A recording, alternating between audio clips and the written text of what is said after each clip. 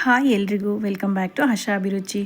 ಇವತ್ತು ನಾನು ರೈಸ್ ಉಳಿದಿತ್ತು, ಅದರಲ್ಲಿ ಪಕೋಡ ಮಾಡಿದ್ದೀನಿ. ಹೇಗೆ ಮಾಡೋದನ್ನು ನೋಡ್ಕೊಂಡು ಬರೋಣ ಬನ್ನಿ. ಇಲ್ಲಿ ಒಂದು ಬೌಲ್ಗೆ ಕಡಲೆ ಹಿಟ್ಟನ್ನು ಹಾಕ್ಕೊಂಡಿದ್ದೀನಿ, ಉದ್ದುದಕ್ಕೆ ಹೆಚ್ಚಿರೋಂಥ ಈರುಳ್ಳಿ, ಹಸಿಮೆಣ್ಸಿಕಾಯಿ, ಕರಿಬೇವು, ಕೊತ್ತಂಬರಿ ಸೊಪ್ಪು ಮತ್ತು ಅನ್ನ ಉಳಿದಿತ್ತು ಅನ್ನಲ್ಲ, ಸೊ ಅದನ್ನು ಹಾಕ್ಕೊಂಡಿದ್ದೀನಿ.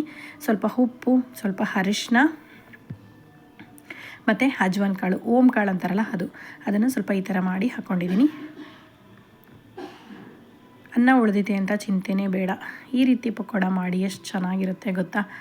ಇಲ್ಲಿ ನಾನು ಸ್ವಲ್ಪನೇ ನೀರು ಹಾಕಿಬಿಟ್ಟು ಅದನ್ನು ಚೆನ್ನಾಗಿ ಕಲಿಸ್ಕೊಂಡಿದ್ದೀನಿ. ಈಗ ಒಂದು ಬಾಣಲಿಗೆ ಎಣ್ಣೆ ಇಟ್ಕೊಳ್ಳೋಣ.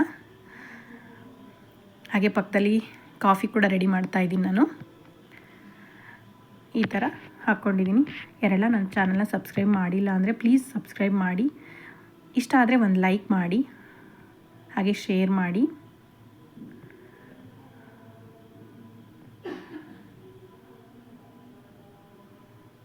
ನೋಡಿ ರೆಡಿ ಆಯಿತು ಈ ಥರ.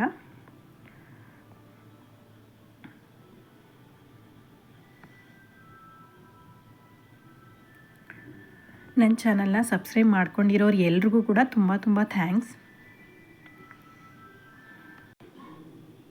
ಈವ್ನಿಂಗು ಕಾಫಿ ಟೈಮ್ಗೆ ಒಳ್ಳೆ ಸ್ನ್ಯಾಕ್ಸ್ ರೆಡಿ ಆಯಿತು.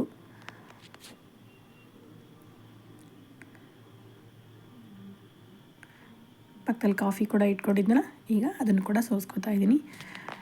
ಉಳಿದಿರೋಂಥ ಹಿಟ್ಟಿತ್ತಲ್ಲ, ಅದನ್ನು ಇನ್ನೊಂದು ಟ್ರಿಪ್ ಹಾಕೋಣ ಅಂತೇಳಿ ಹಾಕ್ತಾಯಿದ್ದೆ.